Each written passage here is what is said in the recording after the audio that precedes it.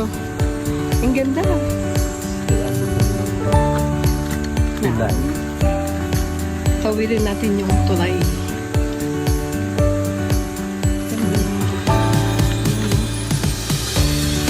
Entrance pa lang. Maganda na siya.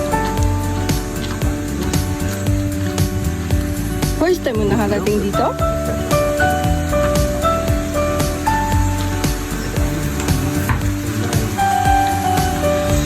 Tulay.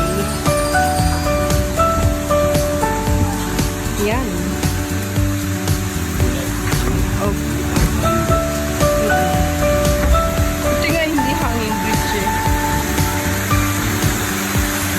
Wow.